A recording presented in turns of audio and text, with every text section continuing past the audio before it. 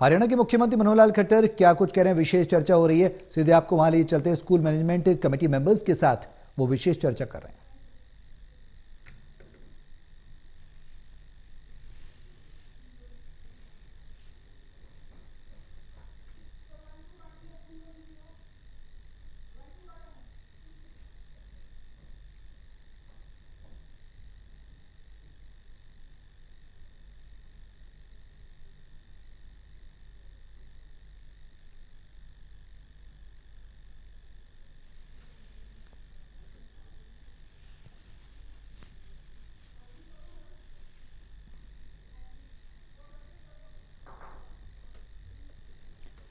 तो हरियाणा के मुख्यमंत्री मनोहर लाल विशेष चर्चा के दौरान स्कूल मैनेजमेंट कमेटी मेंबर्स के साथ विशेष चर्चा कर रहे हैं।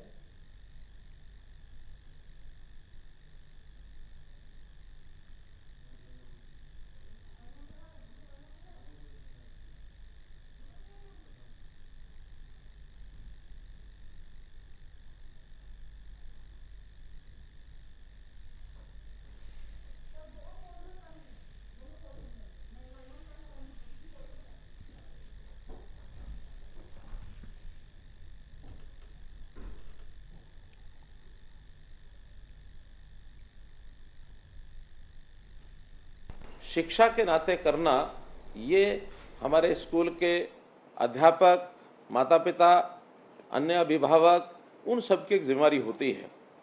स्कूल अपना काम करते हैं। स्कूलों में, विद्यालयों में हमारे विद्यार्थी पढ़ने के लिए हम भेजते हैं, दाखिला लेते हैं, लेकिन केवल मात्र अध्यापकों की पढ़ाई तक ये विषय सीमित नहीं रहता। उन बच्चों की उचित देखभाल करने के लिए अन्य व्यवस्थाएं भी करनी होती हैं। हमारे यहाँ हरियाणा में जैसा हमको पता है कि लगभग 6 वर्ष से 18 वर्ष तक के 47-48 लाख बच्चे ये स्कूलों में पढ़ते हैं। 20 से 22 लाख प्राइवेट स्कूलों में हैं, इतने ही लगभग सरकारी स्कूलों में हैं।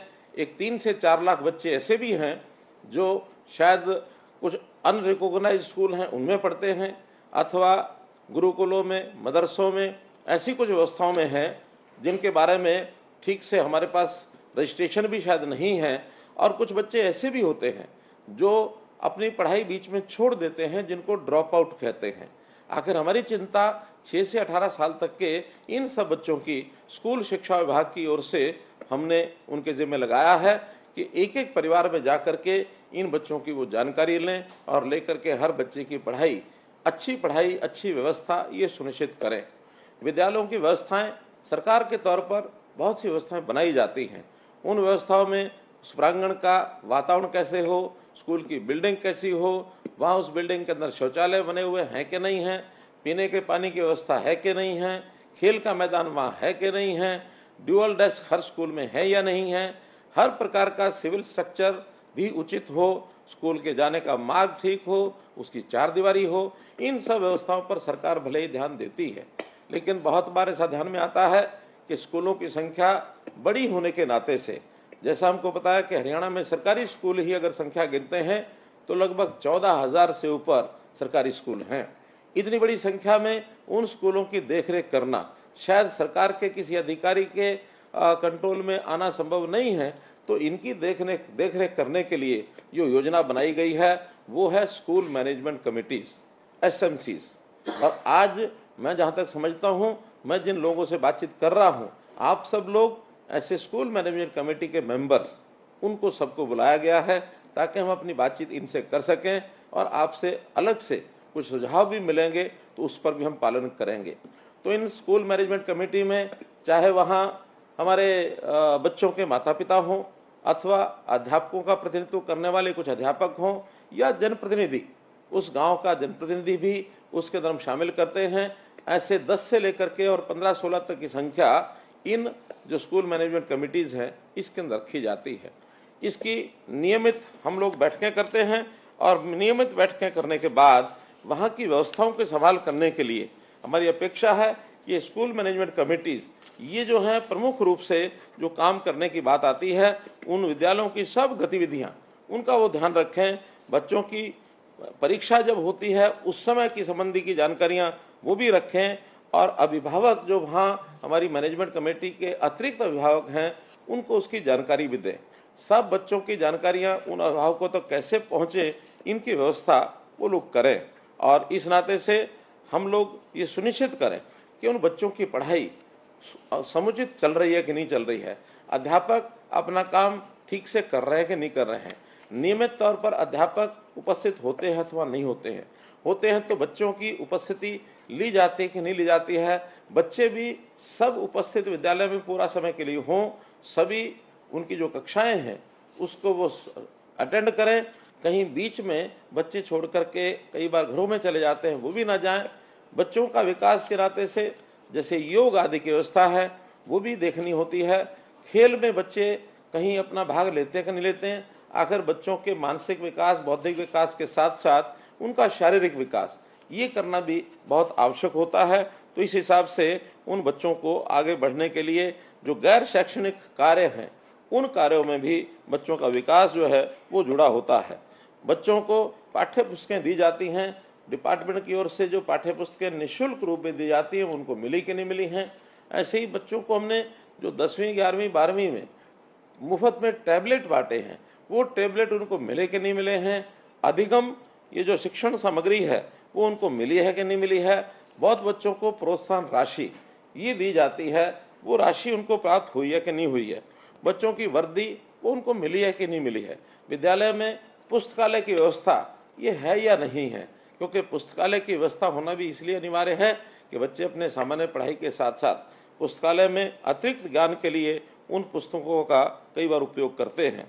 तो इस प्रकार से ऐसे बहुत से काम हैं जो बच्चों को पढ़ाई के साथ साथ उनकी व्यवस्था देखना, उनको ध्यान रखना, ये हमारा काम है। एक श्रेणी उसमें विकलांग बच्चों की भी आती है। तो विकलांग बच्चे, उनकी एक प्रकार से आने जाने की व्यवस्था, अगर कहीं चढ़ाई है उस स्कूल के कहीं फर्श पर तो उसको ऊपर चढ़ने के लिए वहाँ रैंप बने हैं कि नहीं बने हैं, उन बच्चों के बैठने की अलग से व्यवस्था है कि नहीं है। उनकी पढ़ाई भी कई बार विशेष चैलेंज जो बच्चे होते हैं उसकी पढ़ाई की व्यवस्था भी अलग प्रकार से करनी पड़ती है, वो उनको है कि नहीं है। बच्चों को मिड डे मील दिया जाता है, तो मिड डे मील भी बच्चों में इसका वितरण ठीक होता है कि नहीं होता है, भोजन उसकी क्वालिटी ठीक है या नहीं है, उसकी मात्रा ठीक है कि नहीं है, ठीक उचित मात्रा में जो उस भोजन की उष्णता है, उसका जो गर्म भोजन मिलने का उनको एक प्रबंध है वो होता कि नहीं होता है। कहीं भोजन की क्वालिटी ऐसी खराब न हो कि उनको उस भोजन के लाभ के बजाय उनको कोई हानि हो जाए। तो इस प्रकार से बहुत से ऐसे काम हैं जो हमारे एसएमसीज को ये ध्यान रखने होते हैं। बच्चों की पढ़ाई की गुणवत्ता कैसे बढ़े, हम निरंतर अध्यापकों का प्रशिक्षण ये भी करते हैं और अध्यापकों के प्रशिक्षण के साथ साथ अब हमने विद्यालयों में एक दूसरे अलग श्रेणी के विद्यालय भी खोलना शुरू किया है। संस्कृति model school senior secondary school के लेवल के भी हैं और अब प्राइमरी सेक्शन भी हमने संस्कृति मॉडल स्कूल के खोले हैं। कुछ अभिभावक ऐसा चाहते हैं कि भले हमको थोड़ा पैसा खर्च करना पड़े लेकिन हमारे बच्चे सीबीएसई स्कूल में भी पढ़ने के लिए सरकारी व्यवस्था हो, हमने वो भी शुरू की है। इसका भी आप लोगों को निश्चित रूप से लाभ जो है वो मिला होगा। तो मैं इन सब बातों के साथ साथ इतना ही विषय आपके सामने करना चाहता हूं कि इन सब में आप लोगों का अपना योगदान कितना है। अभी जब हमने अनुमान लगवाया कि बच्चों के ड्यूअल डेस्क ये कितनी मात्रा में है तो पता लगा कि बहुत कम स्कूल में ड्यूअल डेस्क हैं। अगर सरकारी जो प्रक्रिया है उसके माध्यम से ड्यूअल डेस्क हम खरीदते हैं और दिए जाते हैं तो उसमें समय बहुत लगता है और क्वालिटी भी कई बार तो बहुत सी शंकाएं उसमें हो जाती हैं, कीमत भी ठीक से उसकी पता नहीं लगती है।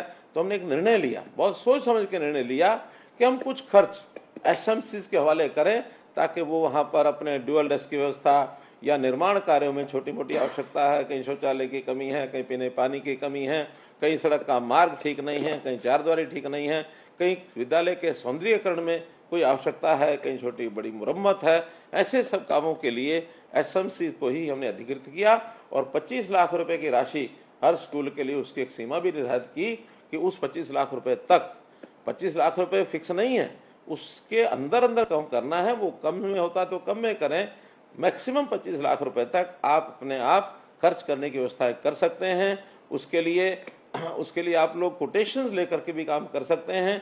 निविदा या टेंडर करना बहुत आवश्यक नहीं है क्योंकि टाइम कंज्यूमिंग जो भी चीज़ होती है, समय जिसमें ज़्यादा लगे, उस काम को करने के बजाय आपके ऊपर पूरा भरोसा किया गया है कि आप उचित दाम पर और अच्छी क्वालिटी इसका काम करवाएंगे, क्योंकि आप एक जिम्मेवार एक नागरिक हैं। आपकी के ऊपर स्कूल की पूरी चिंता है। आप स्कूल की मैनेजमेंट के नाते से, बच्चे आपके हैं, गांव आपका है, शहर आपका है, अध्यापक आप स्वयं हैं, तो ऐसी जिम्मेवारी शायद चंडीगढ़ में बैठा हुआ व्यक्ति महसूस न करे, लेकिन एसएमसी का हर सदस्य अपने विद्यालय के लिए इन कामों की जिम्मेवारी हमसे ज़्यादा समझेगा। इस भाव को ध्यान में रखते हुए हमने आपको पूरी जिम्मेवारी दी है।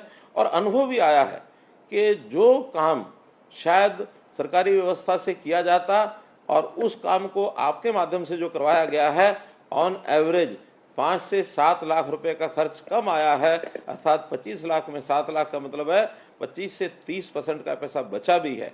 इसके लिए मैं आपका बहुत बहुत धन्यवाद भी करता हूं, आपकी सराहना भी करता हूं। और मैं चाहूँगा कि जितने काम ये बचे हुए शेष विद्यालयों में अभी बचे हैं, उन सब की भी डिमांड आप अपने वहाँ ब्लॉक लेवल पर इकट्ठी करें, बाद में जिला लेवल पर इकट्ठी करें, और प्रदेश पर आने के बाद उनके सबके बजट मंजूर करवा करके आपको बजट भेज दिया जाएगा। और ये जो सारे काम हैं आप अपने सब जल्दी से कर सके, ऐसी मेरी अपेक्षा है। प्रधानमंत्री जी श्री नरेंद्र मोदी जी ने हमारे सामने एक विषय रखा है कि अब देश में नई राष्ट्रीय शिक्षा नीति ये लागू की जा रही है। तो ये नई राष्ट्रीय शिक्षा नीति लागू करने में शिक्षा में भी आमूलचूल परिवर्तन, सुधार ये करने की बात की गई है। देश भर में तो ये नई राष्ट्रीय शिक्षा नीति 2030 तक लागू होनी है, लेकिन हमारे यहाँ हरियाणा के अंदर हम लोगों ने तय किया है कि इस राष्ट्रीय शिक्षा नीति के कुछ पहलू जो बहुत प्रारंभिक पहलू हैं वो हम 2025 तक पूर्ण करेंगे, ताकि उसमें बच्चों का ज्ञान जो आज की आवश्यकता है उसके हिसाब से बढ़े। बच्चों की त्रिभाषी फार्मूला जो हम बच्चों को भाषा सिखाना चाहते हैं वो हम सिखा सकें, और बच्चों को शिक्षा के साथ साथ कौशल विकास के काम के नाते भी प्रवीण किया जाए, ताकि कुछ बच्चे स्कूल की पढ़ाई के बाद भी यदि अपना रोजगार करना चाहते हैं, अपने आप को कमाने के लायक खड़ा करना चाहते हैं, वो भी हो सके।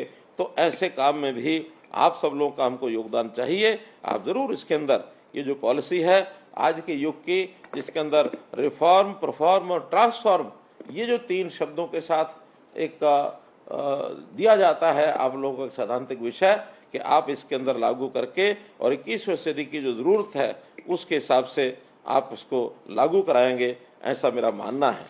मैं ये भी मानता हूँ कि हमको कुछ व्यवस्थाएं नई खड़ी करनी पड़ेंगी, ताकि बच्चों की शिक्षा का, बच्चों की उपस्थिति का, बच्चों के अध्यापक पूरी संख्या हुई कि नहीं हुई, जिस स्कूल में बच्चे कम हैं अध्यापक ज़्यादा हैं वहाँ को भी हम ठीक कर सके, जहाँ अध्यापक बच्चे ज़्यादा हैं अध्यापक कम हैं उसको भी हम ठीक कर सके। और हाँ, बहुत स्कूल ऐसे हैं जहाँ बच्चों की संख्या बहुत ही कम है, अर्थात 10 से लेकर 15 तक भी बच्चे नहीं हैं, वहाँ भी अध्यापक कम से कम 2 यदि लगाए जाते हैं तो बड़ी कठिन व्यवस्था पड़ती है।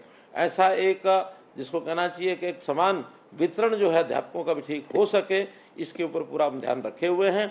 बहुत जल्दी एक MIS एक हम प्रोग्राम बनाएंगे, जिसके अंदर हर विद्यालय में कितने बच्चे हैं, कितनी उनकी उपस्थिति होगी और कितने वहाँ अध्यापक हैं, कितनी आवश्यकता है, ताकि जल्द से जल्द उनको अध्यापक भेजे जा सकें।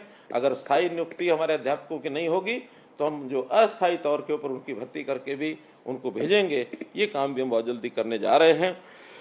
सॉरी, बच्चे जो ड्रॉप आउट होते हैं उस ड्रॉप आउट बच्चों की चिंता भी हमारे जो विद्यालय हैं वो ज़रूर करें। अगर ड्रॉप आउट के विद्यालयों की चिंता बच्चों की कर ली जाती है तो निश्चित रूप से कोई बच्चा हमारा वो बाहर न रहे, इस स्थिति तक हम आना चाहते हैं।